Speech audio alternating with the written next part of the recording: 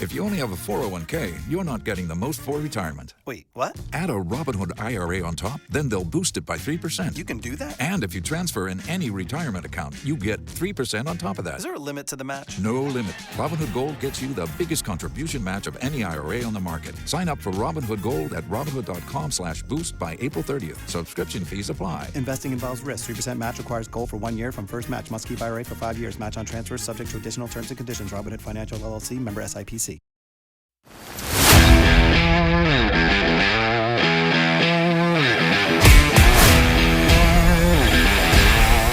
Welcome to the Dragons Lair.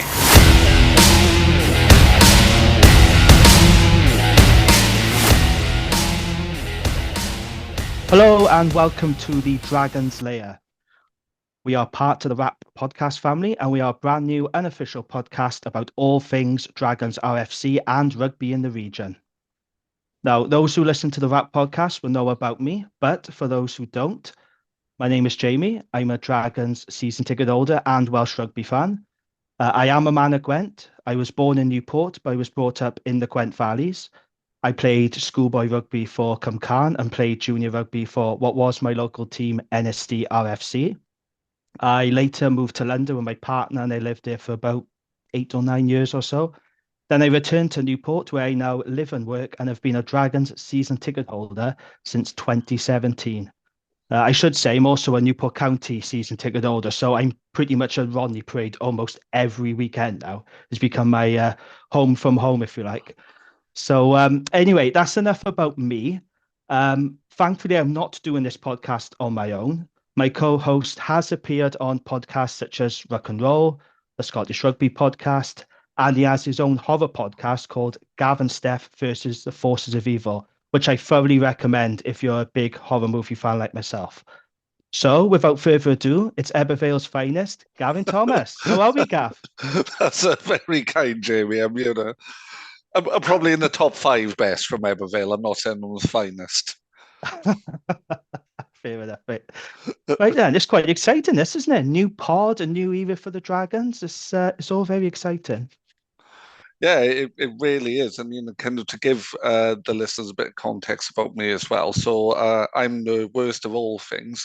I'm a Valleys Dragons fan, and I'm a Valleys Dragons fan who lives in England. So I don't get much chance to see the boys unless it's on TV now. But kind of like yourself, really. I grew up in Gwent Rugby. My dad played for Tredegar. I watched Ebervale. And I was an Ebervale fan, and lucky enough to see him beat America bizarrely once, and saw the win against Toulouse, which was fantastic considering we'd been panelled by 100 points earlier in the competition. And then when the Dragons came along, I was a bit of a regional rugby agnostic because it didn't feel like it was very inclusive, first of all. And all my friends were becoming Ospreys fans. So these were guys I'd gone to watch Ebervale with, and they felt a bit weird because I thought, well, I'm from Swansea. But over time, I've just developed in this thing where I just really like the concept of Dragons because I think it's the only one that really does understand what it means to be a region. Yeah, absolutely. I'm sure Ospreys fans will have something to say about now the whole one true region stuff they used to come out with in the early days. But I do agree with you. So, excellent. There we are then. That's me and Gav. That's our introduction. So let's get into it then. We got plenty to talk about. I think we'll start with the big news that happened early in the month, which was the Dragons takeover was officially completed. So the heads of terms agreement was signed on June the 30th, but the final deal now to take over the Dragons and Rodney Parade has now been signed and sealed. Chairman David Buttress has put together a new consortium of businessmen to push the region forward after 7 years of being owned by the Welsh Rugby Union. So the consortium includes David Buttress, of course, the chairman, Gwent-born international businessman David Wright, who has links with the Dragons through his sponsorship when he was chief executive of Compede, who of course sponsored the Dragons, and American healthcare entrepreneur Ho Young Hu.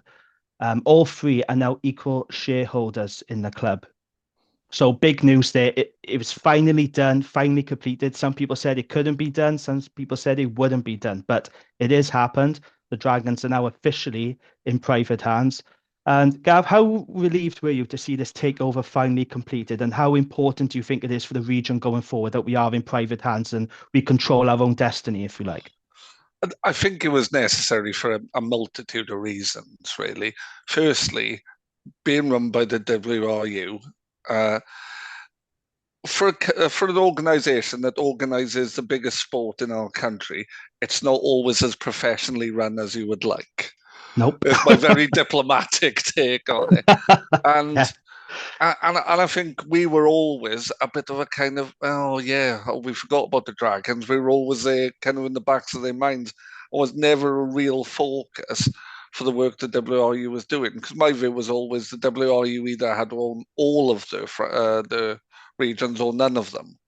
Yeah. And the fact that we were in this kind of weird zombie limbo where Mm, we were, but no one else was, it didn't feel supportive of the club, didn't feel supportive of rugby within the region, really.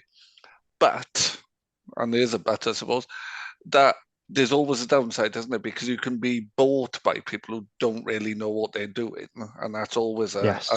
that's always a fear. But I think we're lucky.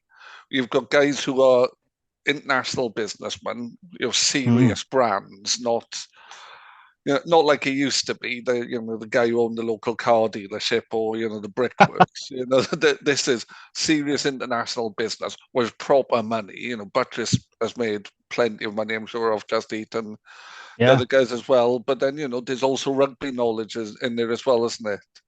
Because David Wright he played for Newbridge, and he's a Valley's boy. So I think there's just a bit of, you've got money, you've got business sense, and you've got rugby knowledge, and I think that's useful. Absolutely. So just to touch then on the consortium. So we know all about David Buttress, but I'll just give you a bit of background on David Wright. So he's got a very impressive business background, to say the least. He's been CEO of two major pharmaceutical companies. Most recently, he worked for Goldman Sachs.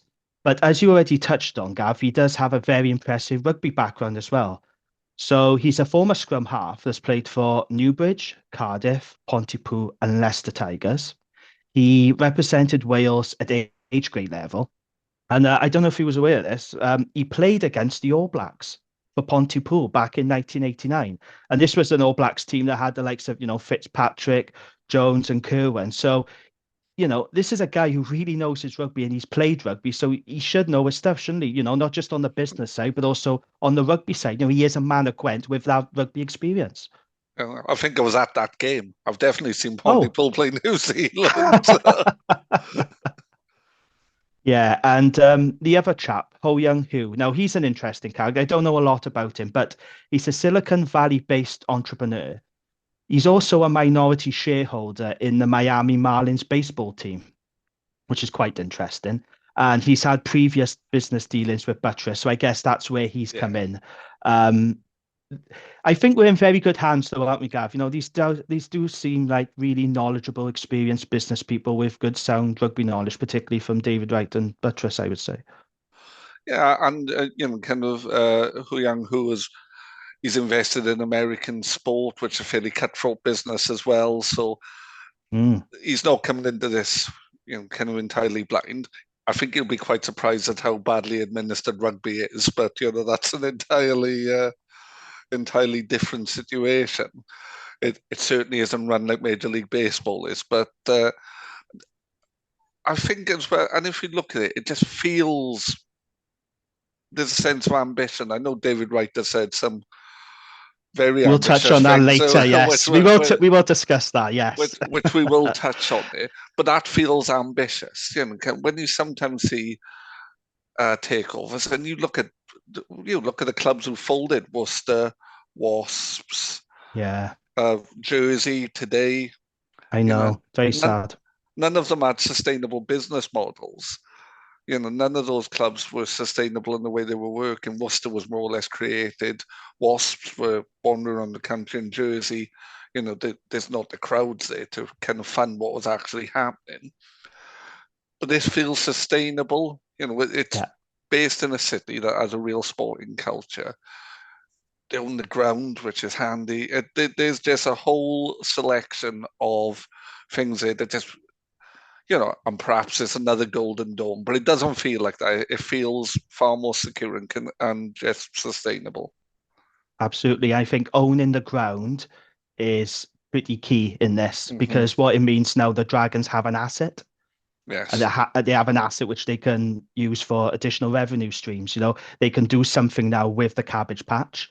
Yeah. And that does desperately need doing. It's really sad seeing our old clubhouse just crumbling away there. So I'm hoping something could be done with that. Having Newport County there is really good because again, that's another additional revenue stream, and they Yeah. have the security of a home as well. Because Newport County haven't got anywhere else to go.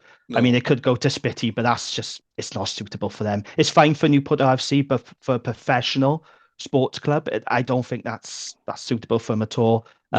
And it's become a bit of a fortress for them now, and they enjoy playing at Rodney Parade. The supporters like it. So yeah, I thought they were just going to get a lease. That's what was originally reported, but when they said that they purchased the asset, that for me was a massive Brucey bonus. I thought that was really, really good. And I think David Buttress has worked incredibly hard and he deserves a lot of credit because there was a lot of people on social media. He seems to get a lot of stick on social media, David Buttress. I don't know why. I honestly don't know why. There was a lot of stick from people saying, you know, you can't get this done. You're going to walk away and he's just using the Dragons and he'll get bored of Welsh rugby soon enough. He'll make his way and go into another business. He hasn't. He's stuck with the Dragons. And No. he said he loves the Dragons. It's a passion for him, and that's really good. He genuinely cares about the Dragons and he's really bought into it. Literally. No. And there's a naivety to think that this is a way of making money because nobody makes money out of rugby. Oh, So, no, no. like, if people do, I'd like to see where they are because no one, particularly Welsh rugby, who's making money out of that. It's Yeah, so absolutely. so the idea that he's doing this in some kind of business, it's it's terrible business. Any business advisor would say, don't be investing in that. Yeah, you're completely right. So, yeah, so that's the good news. That's the big significant news. The Dragons are now officially in private hands, and it had to happen, I think, for the future of the Mm. club. I think had we stayed under the WRU with this constant rumours, and it's not going to go away in Welsh rugby, the constant rumours of cutting the team. I think Dragons would be very fun one. I just couldn't see them carrying on if they stayed under the WRU, quite frankly. No, well, they would have been cut away if they'd stayed under the WRU. It would have been very easy for WRU to say, well, from a financial point of view, we can't maintain this region, and all the regions in private hands can remain. So I think it was a way of securing our long-term survival. Whether or Yeah, not Welsh rugby can sustain four regions is an entirely different question, a different conversation. yeah. No, you're absolutely right. And it's a conversation that's going to keep continuing. It's not going to go away. I can tell you that now. No, Um, But yes, I think we're in a good position now, personally. I think we're in a very good position, purchasing Rodney Parade and the people we got at the helm, we're in very good hands. And look, I know this Dragons fans will know we've had so many false dawns over the years. So I don't think we should get too carried no. away. But it does feel like a new era for this team now. It does feel like we're entering a new era and things are going to be better and different. And that's what we hope. We are being run by very competent business people. And the only way is up. That's the thing with the No, Dragons. We support the Dragons. We all know the only way is up. absolutely.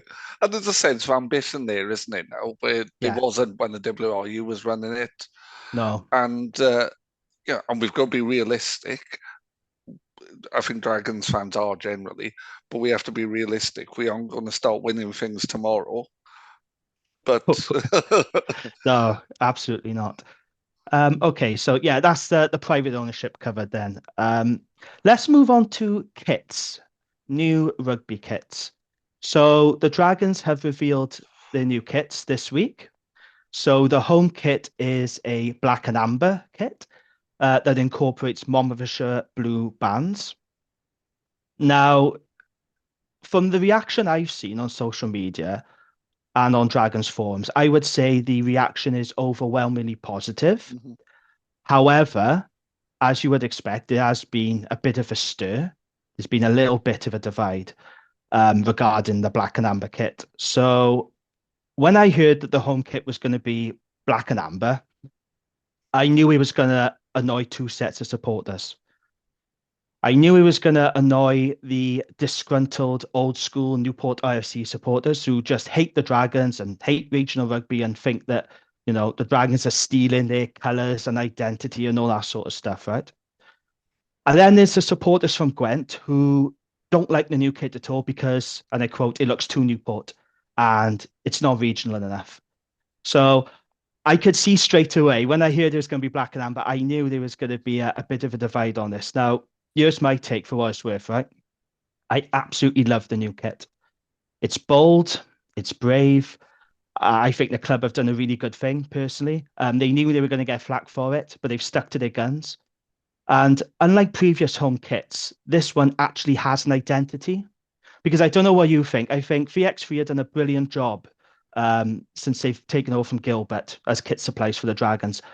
But I have felt the last two home kits have been quite bland, quite unimaginative. Like, to me, they just look like knockoff Ospreys kits. They're just black. There's no real thought or imagination going into it. I think they've played it safe. They haven't on this occasion. And look, let's be honest, the Dragons are not Newport RFC, okay? And nor should they try to be. But the fact of the matter is, they are a Newport-based team. And in my opinion, it's right that they honour those colours when they're playing in Newport. And when the Dragons rebranded last year, the new badge and everything, David Buttress said this. He said, "We prepare in the valleys, but we play in the city. And that's why we added black and amber colouring to our new badge," right? So it was entirely obvious, to me at least, that at some point in the future, our home kit was going to be black and amber. This was part of the rebrand. This has been coming. So I don't think it's any great shock, or it shouldn't come as a shock to anyone.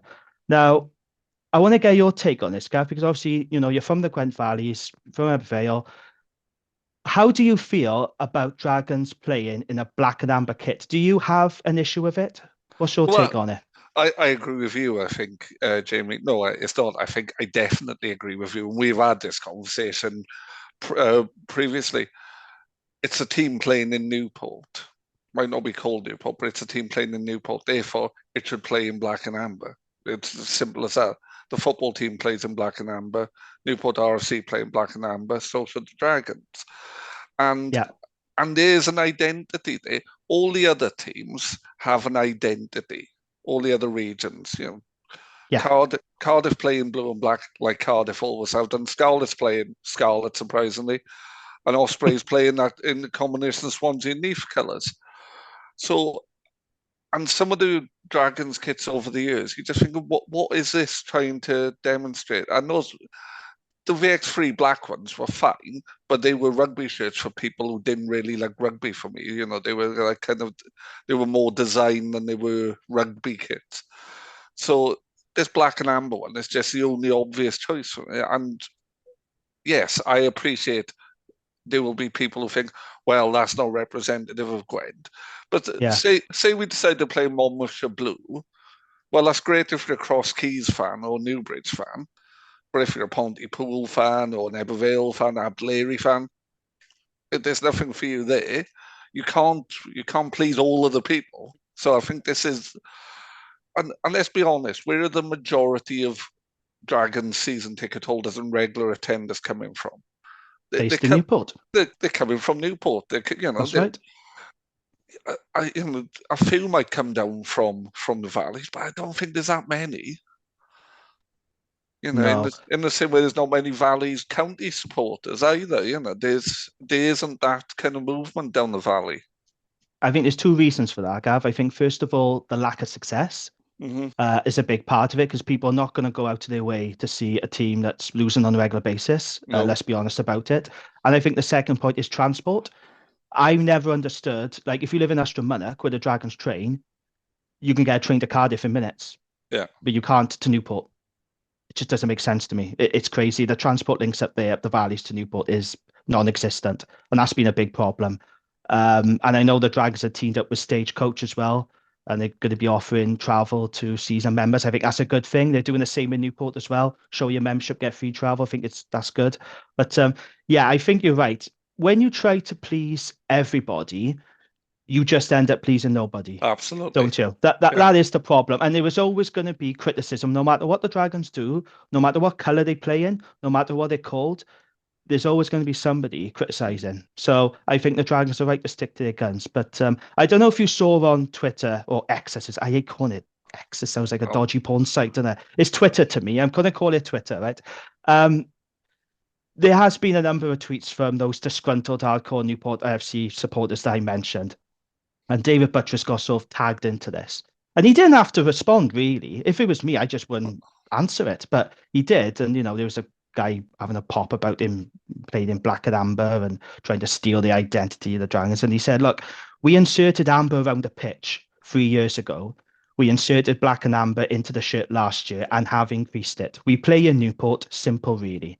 So that's a good reply. Mm-hmm. And then you had another faceless account then having a pop at him saying, why are you playing in black and amber? Why can't you play in other colours across Gwent? And I loved his reply. He said, what? Are you serious?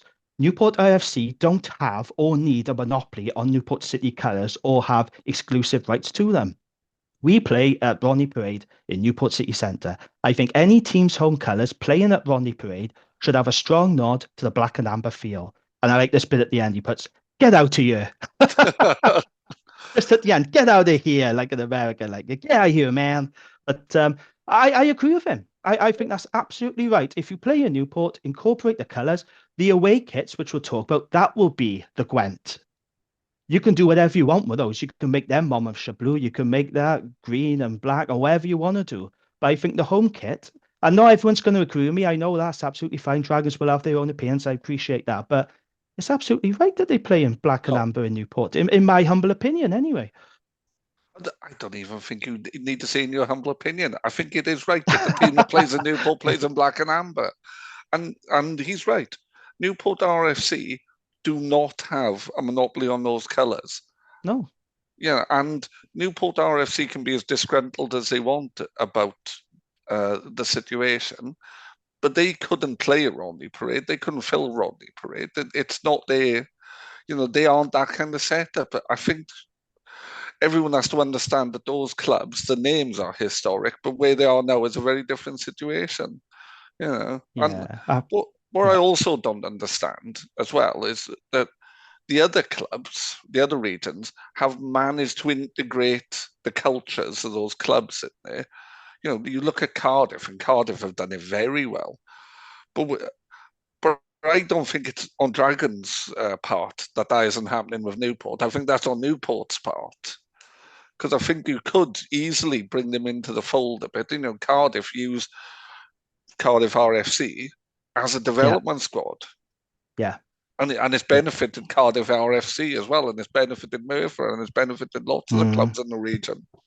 I mean, to be fair, the Dragons have used Newport FC as development as well, because we've had players like Will Reid, Di Richards, George Young playing for them. So from that point of view, I do think they are linking up well. It's just the attitude of certain supporters online. I was drawn attention to a tweet today. I didn't see it because I blocked this particular person, but I was sent a screenshot, and there's a guy on there, again, another faceless account, saying that the Dragons playing in black and amber is, and I quote, raise identity theft. And this guy has replied saying, could there be legal grounds here? It's just absolutely insane. And can I just remind people as well, Newport are not the only team to play in black and amber in the Newport Gwent region, because this will shock you. Risco RFC, they play in black and amber. Crumlin RFC, they play in black and amber. So if anything, we're stealing their colours. It's not Newport, if you want to go down that route. Well, Ebervale Football Club used to play in black and amber. It's a colour you see in the Eastern Valleys quite a lot. Absolutely, yeah. But Newport FC supporters are a good bunch in general. But there are a certain clique of their supporters online that just want to divide all the time. And I know many people who have a joint season ticket for Newport and the Dragons, but there are certain clique of supporters who just hate the Dragons, hate regional rugby, and will criticise them at every turn. And likewise, up Gwent, mind, there's certain supporters I've seen online from Pontypool and Ebervale who want nothing to do with the Dragons, nothing to Yes. do with them at all. Particularly, those two clubs, because I think they're the two clubs who feel hardest done by regional rugby, particularly Ebervale, who had finished higher than Newport in the Welsh setup. And then when the regions came, they felt they'd been supplanted by Newport because Newport were bigger historically. So there is a lot of anti-Dragons kind of feeling up in the valleys. And it's funny, I'll go out in Ebervale when I go home, and you don't see many Dragon shirts. No. You see lots of Ospreys shirts. Yeah. You don't see many Dragon shirts. No, that don't surprise me at all. When I was living in Gwent, particularly like in the mid 2000s, like when Ospreys were at the height of their success, I saw a lot of people, kids on the streets of Blackwood, just wearing Ospreys jerseys, And again, I think that's a success thing as well. People are attracted to success, but it would be nice if we all just came together when the entire region just came together. But will it happen? I don't know. We are a complicated region, aren't we, in that regard? The history. I think so. And I think we're probably, with the exception of Cardiff, but then, there are people who would argue that the Central Valleys have nothing to do with Cardiff anyway, mainly people in the Central Valleys. But we're quite geographically diverse, aren't we? It's, and I know the Scarlet region is big, but Llanelli has always been the centre of that area. Whereas for us, if you're from the Eastern Valleys, you wouldn't have gone to Newport a lot. I'm quite rare in the fact that, Full County as well, I'm not really kind of typical in that. And my sister lived in Newport for years, so perhaps it was that, I don't know. But I think how the region develops is by developing an identity that is about Gwent rugby, but also celebrate the fact it plays its rugby in Newport. And I'm, there was a time, and you'll have to forgive me, I was a bit Lee Jarvis about it all. I felt that it would be good to if the regions, if Dragons could go up and play in Ebervale, play in Newbridge, but there isn't the infrastructure there. You can't get the fans there, and when you do, it's a fairly, I love Eugene Cross Park, but it is not a nice place to watch rugby on a wet and windy night. Yeah, and unfortunately, it's we've had. I've had conversations with people on social media about this. Why can't you play in Pandy Park? Why can't you play at Pontypool Park and all the rest of it? It's like, well, they can't because the facilities aren't good enough for professional rugby. You need a certain standard of criteria for broadcasting. I've seen people say, why can't they play at Abdeleri, Pontypool, etc.? It's just not feasible. Now, do you remember when the Dragons played at Caerphilly? They played Cardiff Blues, didn't they? A few years ago. Caerphilly nearly went bankrupt because of that. They made a massive loss, and the Dragons didn't make much money from it. And it's funny you talk about Eugene Cross Park. So you'll remember the Dragons played Edinburgh a few years ago up there in I think it was a Pro 14 game at the time. Or was it USA? I'm going to go back Pro 14. No, it was Pro 14, yeah. Yeah, Pro 14. I didn't go to that game, but it was a bitterly cold night, and we lost.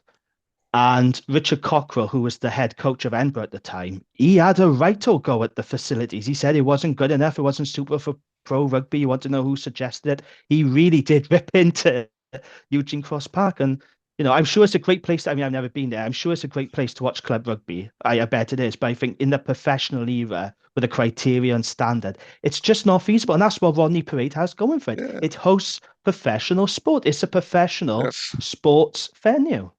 Isn't it? Yeah, absolutely. Eugene feels like a throwback. There's a massive concrete terrace. Yeah. And there's a small stand. It's a throwback to what it used to be like. And that's the problem. That is the thing with regional rugby. Regional rugby has to be about identity. It can't be about moving around the regions because there aren't the infrastructure to do it. That's right. That's not just our region. That's could you imagine Ospreys going to play up at the Knoll now? I used to love going to the Knoll on a Tuesday evening with my dad, but to watch games down there. But God, you couldn't do it nowadays. It's a nice idea. It's a romantic idea, isn't it? But I think in terms of like holding open days there and training. I think that's great. And the Dragons have done that. Yeah. They've been to Pontypool, they've been to Abtaleria, and I think that's absolutely fine. Have training camps there and open days, training up there, no problem. But it's just not feasible, unfortunately, to host a professional rugby game up the valleys. And I know people will say, "What about Astramunach?" Because we did we did have to play a European game. We played the Lions up there. Mm-hmm. Believe me, now I didn't go to that game, and my dad did, and he said it was a bit silly, really. You know, that's a training venue. It's not even a problem. I know they have age grade games up there, but it just wasn't meant to be hosted professional rugby. It was all a bit amateur up there. But you know, it's a student sporting facility. You know, yeah, it's and I know Saracens play at what used to be a university ground, but I think Saracens have put quite a lot of money into it now. You yeah, know, it's you've got to be realistic, haven't you? One ground in a city that you can get to that has reasonable facilities. Forgetting the marquee, we'll forget the marquee, but you know, yeah. other than that, No, you're right. Something needs to be done about that marquee. I'm not a fan of it at all. Yeah, I'll leave it at that. I'm not a fan of the marquee whatsoever. But I just go to Ronnie's bar now. That's why I normally go for my pre-match pint. I don't go in the marquee. It's just for the kids running around. And funny enough, I was in there last week with Jen, my wife, and she said, "Oh, this looks a bit shabby now, doesn't it?" And it does, in all honesty, it does look a bit shabby. So I like to see some investment being put into a proper. I know we have got a clubhouse in terms of Ronnie's bar, but a proper facility. I'm yeah, always envious of the Scarlets. See, 'cause if you've been to Park of Scarlets, they've got a massive facility called the Barn, and it's great. You've got like mini pitches in there so the kids play. You've got bars, TV screens. That's kind of why I would like us to have. I mean, they do yeah, play rugby on the Cabbage Patch, but I would just like us to have that facility, that, you know, really strong, nice, new, smart facility that, other regions seem to have. yeah. You know, But we're a professional club with professional ownership. That has to be the next step now to have professional yeah, facilities. absolutely. So anyway, we've gone into depth about that. The away kit was released today. We're recording this on Thursday. So this is a grey kit that features like dragons motifs and the fleur-de-lis, symbolic of the history of Gwent and featuring on the Dragons RC logo, of course. So this kit has more of a Gwent emphasis about it. Now, I've got to be honest, I don't like grey kits in general, but I have to say I don't mind this one. I think it's okay. I'm not going to buy it. I No, will be buying the home one. I'm not going to buy this one. But it's not bad, is it? What do you make of the grey kit? Do you like it? I like it. Like I kind of we were talking about earlier, and I think the black and amber's a good 9.5 out of 10. This is a solid 7.5 out of 10. But I'm not sure who grey kits are for. You know, it's a bit like the England football kit in the mid-90s that Umbro designed it because grey went well with jeans. You know, I'm not planning to wear a pair of bootcut jeans and a pointy shoe to go with my grey Dragons top. But yeah, it is a good kit. But I think the Dragons have been lucky in terms of away kits. You know, the purple European kit we had a couple of seasons ago. Yeah. You know, I think, like you're right, VX3 do a very, very solid job of producing kits. You know, and we could have gone down the Macron route, but I think we've got somebody who actually understands what they're trying to do. Oh, absolutely. Macron. I don't want us to ever have Macron, to be honest with you. Just I'm not a fan of Macron. Well, Macron annoy me because they do some really smart kits, Hmm. and then they'll do some really atrocious kits. They don't seem to be very consistent, do they? In the standard of kits they're producing. No, That's the only problem with Macron. and I don't mind sizing. this. Yeah, sizing is a big issue. Yeah. Um, I don't mind this grey kit. It's got a nice design on it. If you look close up, it's got that sort of tribal design. So there's a lot of work that's gone into this jersey. And I have seen a few comments from like the Gwent-based supporters who, of course, have said, "Oh, this is much better than the home kit." And I'm like, it's not. But Yeah. fine, that's your opinion. That's absolutely fine. They'll buy this one. If you Hmm. don't like, if you're not comfortable with the black and amber, that's absolutely fine. Just buy an away jersey or buy a t-shirt or a polo. But Yeah. yeah, I don't mind it at all. I don't mind it at all. It's not bad. Yeah, and I think like without wanting to spend too long on kits, I think the whole, oh well, that's not representative. There's a way you could do it. I've mentioned it on Dragons forums, and barely grow up with my life. you start with a black and amber kit, and then you have a black and blue kit, you have a red and black kit, and you have a green and white kit.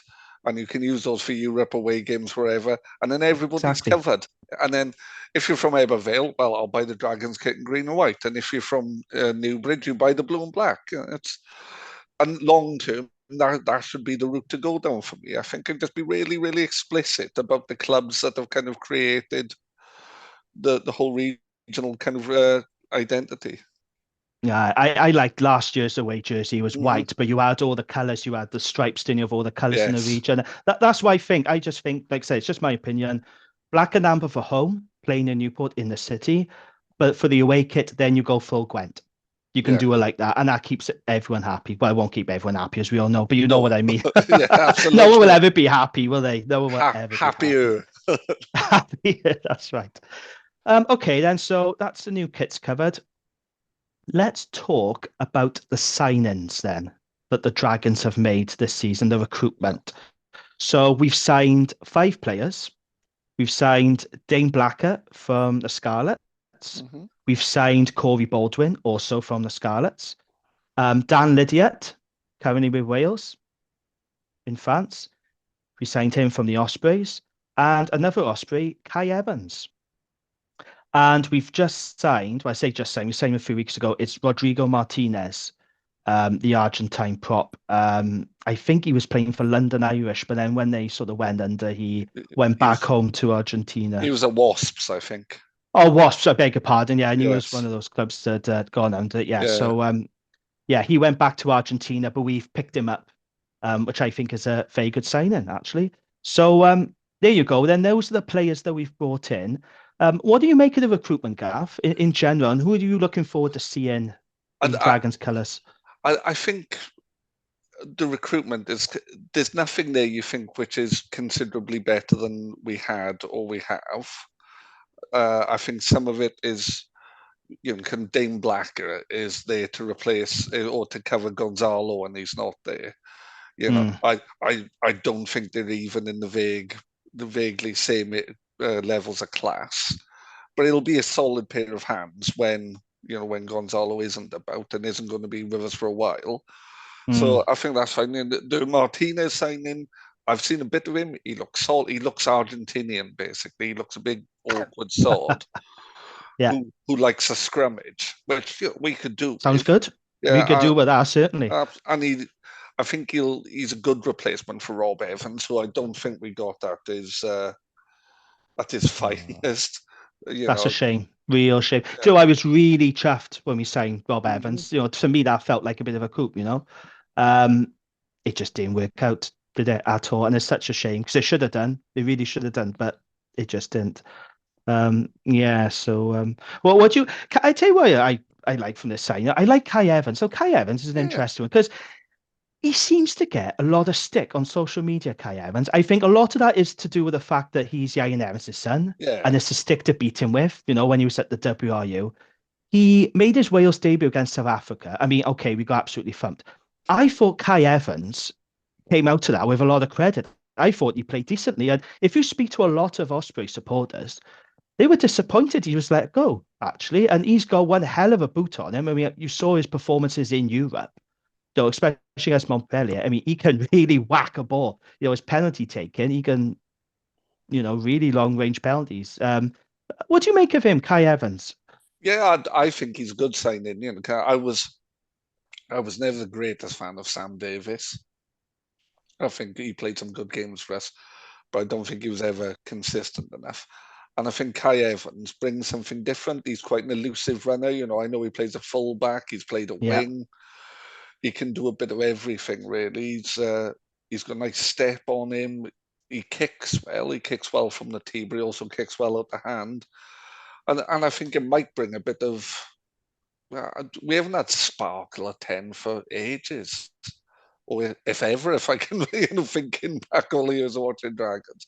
And it'd be nice to see a bit of sparkle at 10, a bit of, kind of a bit of trickery, which Sam Davis was not built for. Sam Davis played a very structured game, and I think that's a good sign. And and it's strange that Ospreys have given him up. I don't really understand the reasoning. It'll be budget, I imagine.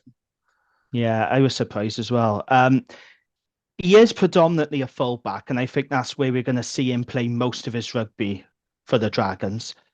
Dave Flanagan has already come out and said that Angus O'Brien is going to be the first choice Oh, okay. 10. And of course, we got young Will Reid as well, very talented young fly off, backing him up. But no doubt we will see Kai Evans at 10 at some point. I guess they could interchange if there's injuries who play at 10. But you're saying that's quite interesting. So Jack Lloyd, who is Yohan Lloyd's brother, of course, come from Bristol, now signed for the Scarlets. He signed for Newport RFC, and he was playing at 10 for Newport against Cardiff. He's been training with the Dragons. So I'm wondering if we'll see Jack Lloyd at some point in the Dragons jersey. And there were many people on social media who were saying that he's even more talented than his brother. So Yeah, I'm quite interested to see how that goes, you know? I've heard that from Bristol fans that they all thought he was going to come into the team and do a lot. So it's interesting he's wound up with Dragons, and and I think the thing, like, Angus will play 10, like you said, but I think with him and Kai Evans, you've got that two playmaker kind of thing, which I've always wanted Wales to do with Anscombe and bigger, but that's another conversation for a different pod. But and it'll be interesting to see if that's what we do, because he's not a Yeah. booted, at fullback for Ospreys, he wasn't a booted and hope guy. No, I'm pretty happy with the recruitment. I was disappointed that we did miss out on the South African lock, Dion Slabbert.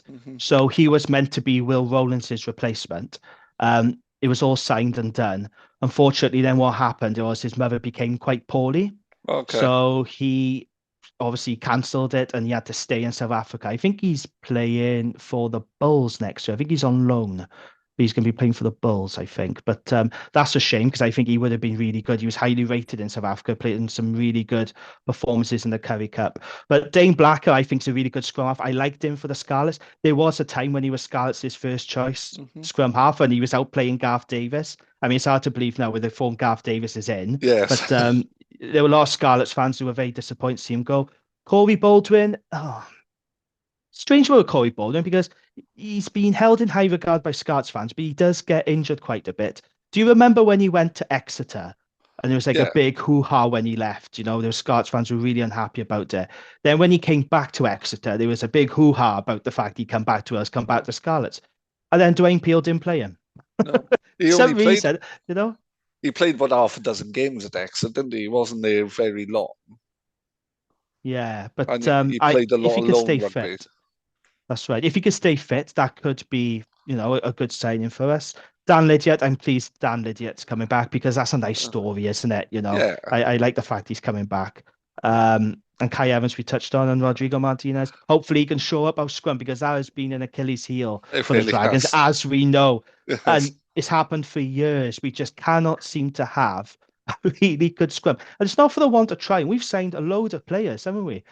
We signed Bevington, we signed Rodri Jones, we signed Rob Evans, we signed Masagi Doge from Fiji.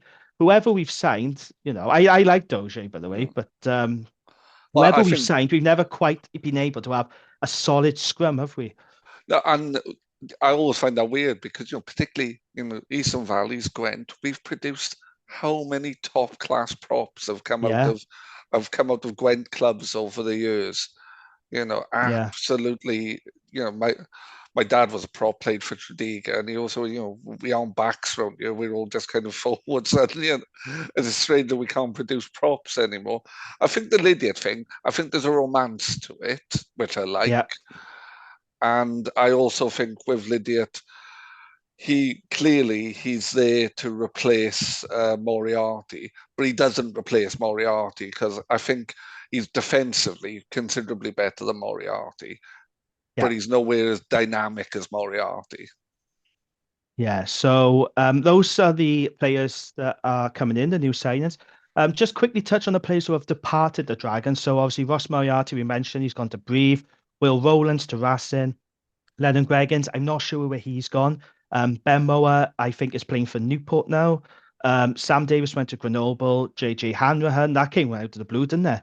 Because he still had another 2 years to run on his deal. He's gone to Connacht. Then you had Hugh Taylor going to RCG, and then Luke Yendall. Well, he's on a season-long loan to Amptill, but he is in the squad for this weekend. Amptill, of course, coached by former Dragons coach Paul Turner. Paul Turner. That's right. Johan Davis, he's playing for Newport. That was a strange one. Johan Davis, when he got released from Cardiff, Cardiff fans were up in arms about that, saying they shouldn't have let him go. And then, of course, he came to the Dragons and didn't build out Didn't play get it at all, sniff. did he? Oh, I know, it's strange. Rob Evans, unfortunately, yeah, he went back to Haverfordwest, but he is going to Miami apparently in America, Yeah. which is a great move for him. And Ben Fry, who I really liked. I really liked Ben Fry. I'm disappointed he's leaving. Yeah, he's going to America. He's going to play for the Dallas Jackals, which is a great move for him. He was linked to the Scarlets for a very long time. There was rumors about him going west, but no, he's going to America. He's going So really far west now. yeah, that's right. So out of all, I mean, I think I know the answer to this, but out of all those who are departed, Gav, which absence is going to be felt the most? Who do you think we're going to miss more than any of those? Well, I'm a second row, and we haven't really replaced. No, I'm not going to say possibly. I'm going to say exactly the thing. We haven't replaced the best second row in the British Isles. So, and Rowlands is a dominant force for Wales at the minute. He's the player everybody imagined Alan Wynne-Jones was towards the end of his career. Alan Wynne-Jones was that player once, but hadn't been for a while. That's what Will Rowlands is doing every week for Wales. And, did for us as well to a lesser extent. He perhaps didn't have all the players around him. So, and we haven't replaced him. Who's going to replace him longer term? Carter is good. Screech is Screech. George not. Yeah, they're all fine, but he was more than fine. We've got a lot of options at lock when you think about it, because we got Lonsdale, we got Knott, we got Carter, we got Joe Davis, like you said, Matthew Screech. The problem is none of them are that what I call big bastard lock, like Will Rowlands was, and that's what we need. And I think the South African Dion Slabbert, he was a big guy. I think he would have been really, really good for us, and it's a real shame how things have turned out. But there's nothing the Dragons can do about that. No. But because I saw a comment from somebody saying, "Well, we haven't replaced Rowlands," it's like, well, no, we tried. The club, in fairness to the club, they did try to replace Rowlands, but I think what we're going to see now is them sticking with what they got and try and build from the academy, see if we can develop another Ben Carter. Carter is a very good player, but Carter, Screech, all of them, they're athletic second rows. They aren't like the horrible sod who's just going to hit every rack and just disrupt everything, and they don't carry as hard as Rowlands did. I do like Carter though. I think Carter's a quality player and will get better. Let's not forget he's very young for a guy playing in the second row at the level he's playing. But I don't know. You just want somebody who's just going to be a bit horrible occasionally, and I don't see a lot of that. Yeah, I don't know if I mentioned him, but George Knott is also another second row, although he does play at in the back row sometimes. No, I like him. I think he's done well since coming from London Irish. But I do think we're going to miss Rowlands big time. And I said back last season when unfortunately he got injured in the early part of the season, I think if Will Rowlands had stayed fit for the entire season, Dragons would have won more games. Mm-hmm. I do think we would have won more. We were a much better team when Rowlands was in it than when he wasn't. And I think, well, they say people aren't irreplaceable, but I think he is. I think he is one of those players that's simply irreplaceable. And I don't know who we're going to get on our budget now of that caliber. It's going to be very, very difficult for the Dragons to find another Rowlands. But okay, so moving on then, let's talk about our hopes, fears, and predictions for the season ahead. It's not going to be easy, Gav, is it, with the current landscape in Welsh rugby. No. So all our budgets are being reduced, although that's not really going to have much of an impact on the Dragons because they were the team who always had the lowest playing budget. Yeah. We haven't had to make significant cuts like Cardiff have done and Scarlets.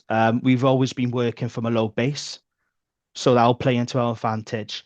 I don't know if you read that article that there was in Wales Online. The new co-owner, David Wright, he was chatting to Stefan Thomas, And this is what he said about his targets and aspirations for the Dragons.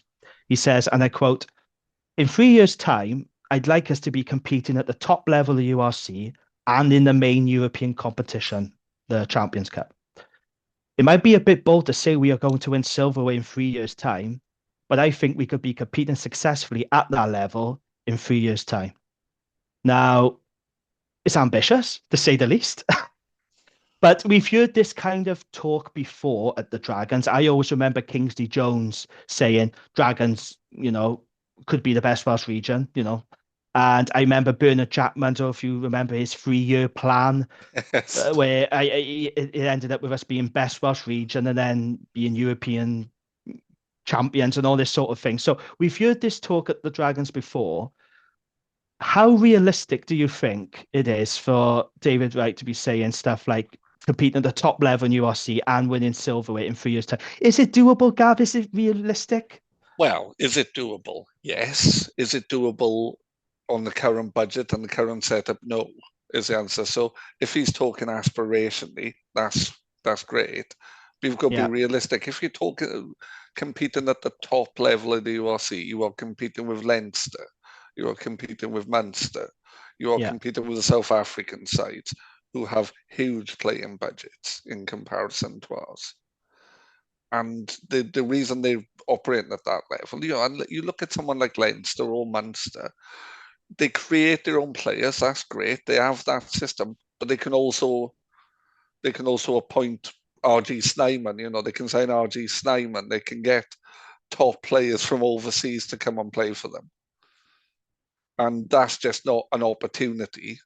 We don't have the budget to do that. We couldn't go out and get RG Snyman, and we aren't creating the players at the rate they do as well.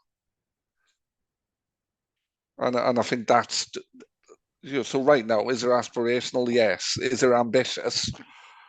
Perhaps overly so. The other challenge within it as well is the other regions are already probably in a stronger position than us.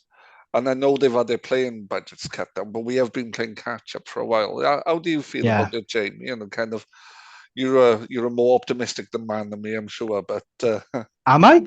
I'm not sure. I'm not sure. Yeah.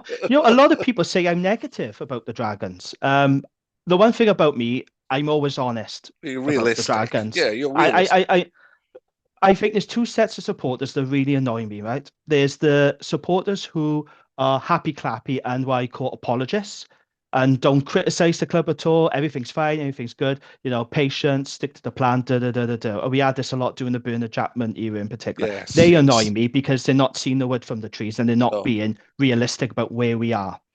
And then you got the other set of supporters who are just overly negative and constantly criticize. No signings we make is ever good enough. The performances are never good enough. Like they'll criticize us losing to Leinster away.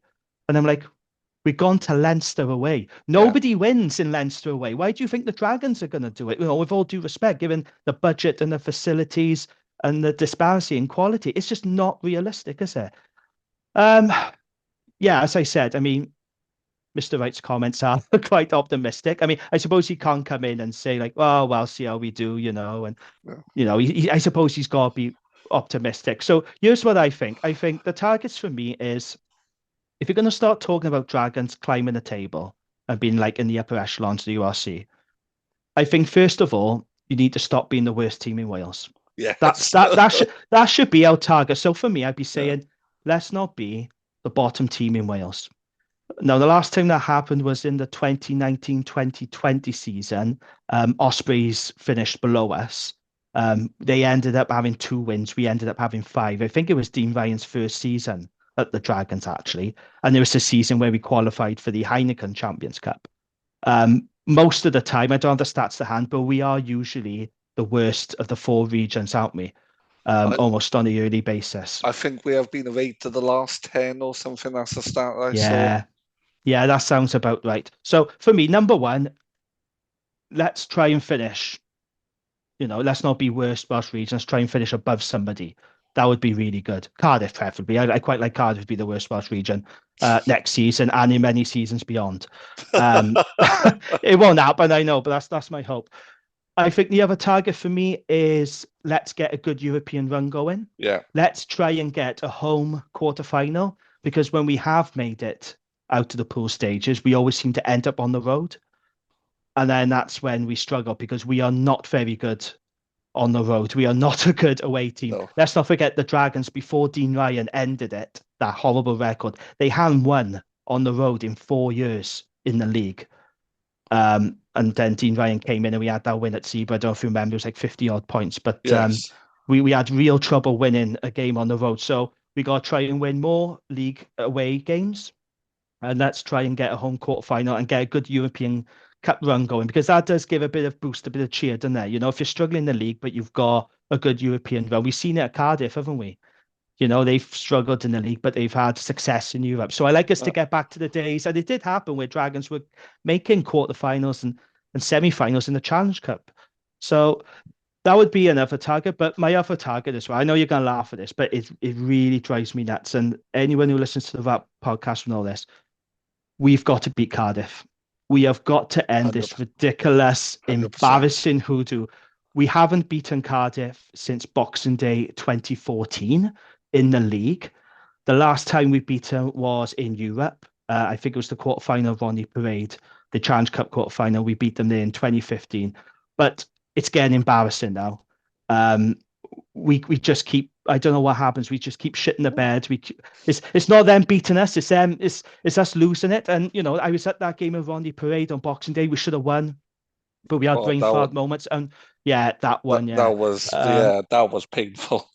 But if you look back at the record, we always seem to lose to them by a couple of points. They're very, very tight games. Yeah, there have been occasions when we've gone to the Arms Park and got thumped, but they've got to end this embarrassing hoodoo now. They've got to do everything in their power, and they've got a good chance, because I think we got them on the second game of the season, I think it is, at Ronnie Parade. They're not going to have their Wales contingent. Now, I know we won't as well, but No.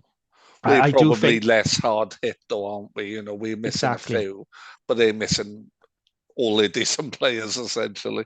And I actually think we got a better squad than them, actually. For this year, I do think, on paper, at least, we got a better squad than Cardiff. I don't think they're that good, you know, kind of. No. I can say this because it's the Dragons podcast, but this is a shadow of a Cardiff team compared to some of the other Cardiff teams I've known over the years. Absolutely. And that's what annoys me, you know. We're not playing Leinster and Munster. Like if we was on a losing streak against those clubs, you just told your hand and go, well, it's Leinster. We haven't beaten Leinster for years. It's fine. Munster, well, I know we beat Munster, Ronnie Parade, but you know what I mean. Ulster, there are certain teams that you have a really bad record against, but you think, well, fair enough, because, you know, they're Leinster and we're the Dragons, and, you know, we may spring a surprise. But with Cardiff, it's the fact that we keep letting, we're grasping, defeat from the jaws of victory, and that's what really annoys me. I think a realistic aspiration would be, and this aspiration, this isn't something that's going to happen immediately, if we could hold our own against all the Welsh teams, beat the Italian teams regularly, about 50-50 against the Scottish teams, I would take losing to the South African and the Irish teams then. You know, kind of, you know, beating Edinburgh, I'd accept that, beating Connacht. And then, lose every game to Ulster, Leinster, and Munster. That's fine. Lose every game to the Sharks, because you'd expect to. Let's hold our own against teams we can hold our own against. Yeah, absolutely. I think that's a good point, because there are certain teams where you just think, you know, we're playing Leinster, you think, well, you know, we're not going to beat them, Stormers. Also, I know it's a negative viewpoint, but you're realistic about the teams who you think we can beat. But I mean, these are very good teams we're coming up against, and the URC is a very strong competitive league. Now, I know it gets a lot of flack, a lot of criticism. I know Welsh fans don't like it, but this is a very strong competitive league. And I just think we need to be looking at the teams around so we can beat. So for me, we should be beating the likes of Zebra. We should be beating the likes of Edinburgh. We should be beating Connacht. We should be, now Benetton are a good team, but they're the sort of teams that are around us in that lower half of the table, and they're the teams we really should be beating, in my opinion. But yeah, we've got to be realistic. Although the one thing I would say, talking about Zebra, they've made some very good signings this year. They've signed Jake Pelledri. They've signed Scott Gregory from the Highlanders. They signed Daniel Fischetti, Luca Morassi from London Irish. So they are going to be better in the new season, Zebra. And we're sort of well, we are the weakest two teams in the league, aren't we? Dragons and Zebras. So we need to be really Yeah, careful. We need to get off to a good start because I think 4 out of our 5 games are at home this year in the yeah, URC, I think. yeah. We need to start with at least 2 or 3 wins to give us a bit of impetus. Yeah. And if we lose those home games, it becomes very, very difficult because then we'll have some very tricky trips, some very difficult games to play. Well, So there's our run, isn't there? With Leinster away and South African teams, and you're not getting wins out of those games. It's and again, it's not us being negative. It's us understanding where the club is right now and where the ambition is. yeah, absolutely. So let's make a prediction then. Where do you think? I know it's very difficult to make, but where do you think the Dragons will finish in the URC table? So it's 16 teams. Realistically, where do you think But the Dragons will end up? I'm going to be over the top ambitious here, and I'm going to say 13th. No, I'm going to say 12th. I'm going to say 12th. I've gone mad. I would take that. I would Yeah, really take that. Do you know? I wish we was. I tell you what, I'd be happy with if we was good as say Connacht. If we yeah. was good as Connacht, I'd take that because they're like a top 8 team, and they. If we was good as Benetton, I'd take that.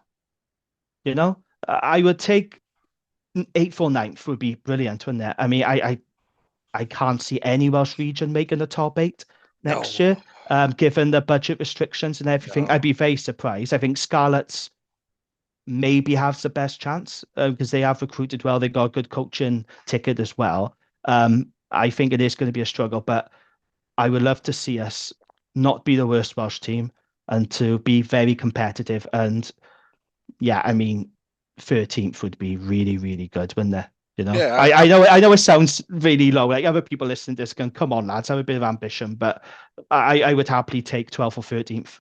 but I think you've got to be realistic, haven't you? We are supporters of historically the weakest side in Welsh regional rugby.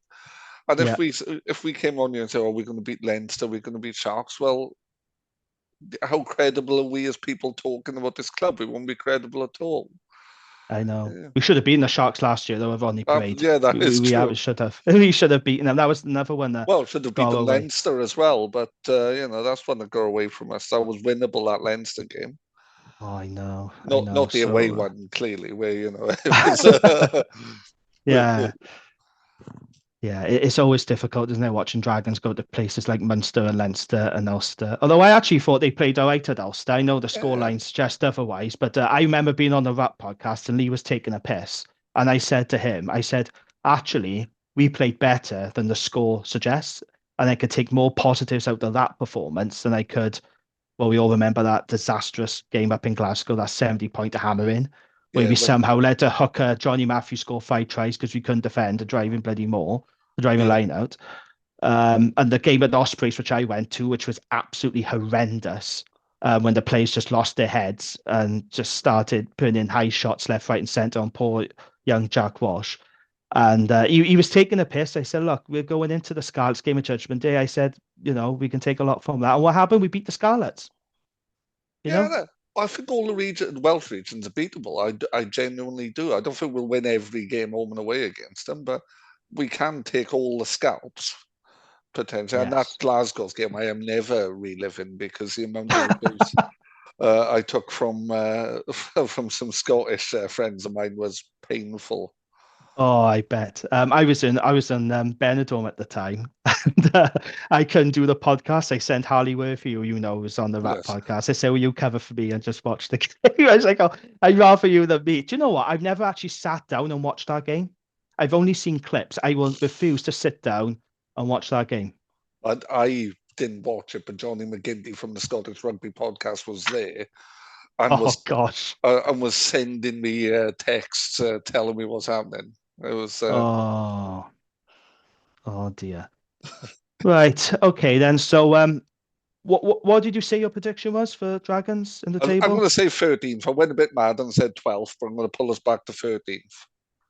Okay, so what about predictions for Challenge Cup then? Can we get out to the pool? Yeah, I think It's not a so. bad pool, is it? It's not a bad No, pool, I actually. think so. You look at the sides in there. Oh yeah, now will come to it. They'll be very difficult to beat out there, but they don't travel particularly well. I'm hoping to be at that game as well. So I've great hopes on us beating Oyonnax at home. Yeah. And then we got Poe as well, who we played last year. Yeah, We beat them away. yeah, It is a winnable, and it's SIBA as well. We got, I believe. yeah. Yeah, we can do it. Oh, and we played the Sharks as well. Yeah, we played the Sharks over on the parade. So I think that's realistic that we can get out of that pool and hopefully get a home quarterfinal, as I was saying, not be on the road all Yeah. the time, because I don't think that helps our cause. Home quarter final would be ideal one day. It's gives you a bit of a platform. Absolutely. Right then, there is some rugby at Ronnie Parade this week, finally. The Dragons are playing Ospreys this Saturday at 3 p.m. Now, if you're a season ticket holder, then this game is included in your membership. Nice. Then, yeah, if not, then tickets are a tenner. Kids go for a quid. And if you live in a Newport area, kids can travel on Newport bus for £1, providing they show their match ticket. So it's really good value that all round. Um, I've had a look at the squad. It's a 31-man squad. I'm not going to name all of them. There's a couple of names to stand out. So Rodrigo Martinez is named. Um, Barney Langton. Have you heard of him before? I can't say I've heard of Barney Langton. I seem to be. I did see the name, and that was one of the names I went, who? So he's a Newport IFC player. He came from Okay. Cardiff Met, very highly rated. Luke Narraway was talking about him in the South Wales Argus. He's been training with the Dragons along with Jack Lloyd, and Okay. he is massively impressed. And guess who he's been compared to as a lock? Ben Carter. He's been Oh, compared so to Ben Carter. what a surprise. Yeah, exactly. Young lock, Ben Carter. Yeah. George Young is in there as well. It's a good opportunity for him. He doesn't get many opportunities. No. He's a talented young flanker, again, playing for Newport RFC, but Dragons do have riches in the back row, so I guess it's hard for him to really Yeah. make an impact. But when you look at the backs, you've got several names to stand out. And Ivan Owen is there. He's fit again, which is Oh, great. that is good. Joe Westwood, who of course is Jonathan Westwood's son, who's used to play for Cardiff, didn't he, and some Indeed. Gwent clubs. Yeah. Um, I saw a lot of him playing for Wales under 20s, Joe Westwood. He was very, very good. He's a very talented kid. He did look good for the under 20s. Yeah. Yeah, he absolutely did. Ewan Rosser, who is Jared Ross's brother, he's in there. Ollie Andrew, again from Newport FC, young winger, very talented. And Kai Evans is also in there. So going on the comments from Luke Narraway about this, he was saying that everyone's going to get a game at some point, get some minutes, and they're going to try out new combinations. This just sounds like your typical preseason friendly, Gav, doesn't it? Where everyone's just It going to does. get on the pitch and combinations will try and work out. I mean, it would be nice to win, but it just sounds like it's going to be a typical preseason friendly. I think the result will be unimportant. It's really good to see an Iron back, and kind of. I've always been a big fan of his. I was on Rock and Roll a few years ago with Harley, and I said that Yeah. I'd have liked to have seen him in the Welsh squad when we were really scrabbling for options in the centre, and I still think it's something that may happen for him as well. So, but it's a good, solid team, and I think, like I say, we've got a good squad now, haven't we? This is a year that Harry Keddy's going to fulfil all his potential. I'm 100% sure of that. You don't think he has? When I saw him at 20, when he was 20 playing for Ebervale, I thought he was going to be Wales captain by the time he was captain. Maybe he's not quite reached the heights I was hoping, but he's a great player. But I think there's Yeah. something even greater there potentially. Yeah, But I think he's been a really important talisman for Dragons. I think the past couple of seasons, he's always been hindered by injury. It's like the Ollie Griffiths thing, isn't yeah, it? We know how good he is when he's fit, but constant injuries, it just holds them back, and then they struggle then to regain form and fitness. But yeah, I'm a lot more appreciative now of Hardy Keddy than I was a few years ago. Actually, I will say that I think he's become a very important player. But yeah, I'll be at this game. I'll be at the Ospreys game. Carwyn from the Rap podcast is going. He's the prawn sandwich brigade. He's going into hospitality, apparently. Corporate. Yeah, yeah, he's been a corporate. I won't say the words; it's offensive, but yeah, he's been one of those. He's going to give me stick for this game as well if we lose. That's the thing. It's like it's a meaningless preseason friendly. It really doesn't matter on the result, Carwyn. But I know he's going to say something about it if we lose. I was toying with the idea. I was thinking, well, could do it in the day, drag my son up to watch it, and then I found out last night that I'm on the bench to play rugby against Eastbourne third team on Saturday. So I retired at the end of last season, so how I'm being selected, I have no idea. But there you go. Yeah. So like I said, this does sound like a bit of a run out, a bit of a testing out combinations. My understanding is when they play the Scarlets next week, they're going to go a bit stronger.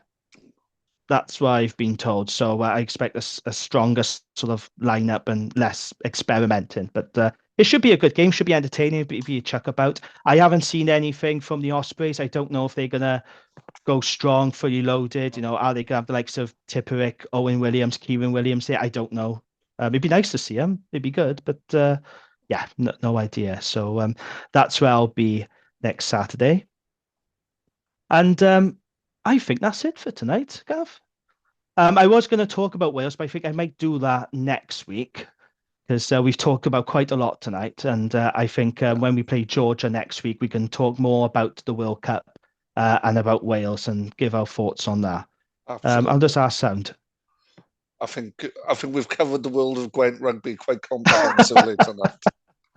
Yeah, absolutely. So thank you very much, Gav. Much appreciated. Thank you for joining me, and good luck for your game this weekend. Eastbourne Thirds. I hope it goes well. The heights of rugby. The heights of rugby, absolutely. Lovely. And thank you for listening. Much appreciated. You can follow us, the pod, on Twitter at Dragonslayer, on Twitter, X, wherever you want to call it now. And we are on Facebook. So come and join us. Follow the page. Give us feedback. Tell your Dragons mates. Any feedback will be much appreciated. Like I said, this is our first pod. We do plan to get guests on going Gav in the near future from across Gwent and maybe someone from the Dragons. Yeah, we'd like community clubs to be represented. So if you're a supporter, a chairman, a player, a coach of a community club within the Dragons region, let us know. We'd love to speak to you about your club. I know Dragons Wheelchair Rugby have already said they'd like to be on, so we'll get them on soon. Yeah, excellent. Brilliant. Okay, so we'll leave it there then. That's a wrap. Thank you very much, Gav. Have a good one this weekend, and we'll chat again next week. Thank you very much, and thank you for listening. Bye now. Thank you for listening to the Dragons Lair podcast. We hope you enjoyed the show. Please subscribe, rate and review wherever you listen to us, as it really helps spread the word. You can find us on all the usual social media channels or email us on welshregionalrugbypod@gmail.com. And remember, whatever the question is, rugby is always the answer.